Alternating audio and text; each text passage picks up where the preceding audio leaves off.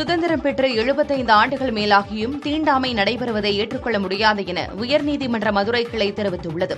திண்டுக்கல் மாவட்டத்தைச் சேர்ந்த சாமிநாதன் என்பவர் உயர்நீதிமன்ற மதுரை கிளையில் தொடர்ந்த மனுவில் வெள்ளபொம்மன்பட்டி கிராமத்தில் உள்ள கோயில் திருவிழாக்களில் பட்டியலின மக்கள் பங்கேற்க அனுமதிப்பதில்லை என்றும் அவர்களை அனுமதிக்க உத்தரவிட வேண்டும் என்றும் கோரியிருந்தார். இந்த வழக்கை விசாரித்த நீதிபதிகள் வேல்முருகன், ராஜசேகர் ஆகியோர் சுதந்திரம் பெற்று 75 ஆண்டுகளுக்கு மேலாகியும் சில பகுதிகளில் தீண்டாமை நடைபெறுவதும் பாகுபாடு பார்ப்பதும் ஏற்புடையது அல்ல என தெரிவித்தனர். அரசியலமைப்பினை பாதுகாக்க நீதிமன்றம் உள்ளது என்றும் தீண்டாமை நடைபெறுவதை நீதிமன்றம் வேடிக்கை பார்த்துக் கொண்டிருக்காது என்றும் காட்டமாக தெரிவித்தனர். கோயில் திருவிழாவில் பட்டியலின மக்களோடு அனைத்து சமுதாய மக்களும் சேர்ந்து கொண்டாடுவது என அமைதி பேச்சுவார்த்தையில் முடிவு எடுக்கப்பட்டதாக அரசு தரப்பு வழக்கறிஞர் தெரிவித்ததை அடுத்து பாகுபாடு இன்றி திருவிழாவை நடத்தி முடிக்க வேண்டும் என்றும் எந்த சட்ட ஒழுங்கு பிரச்சினையும் இல்லாமல் பார்த்துக் கொள்ள வேண்டும் என்றும் வருவாய்த்துறை மற்றும் காவல்துறைக்கு நீதிபதிகள் உத்தரவிட்டு வழக்கை முடித்து வைத்தனர்.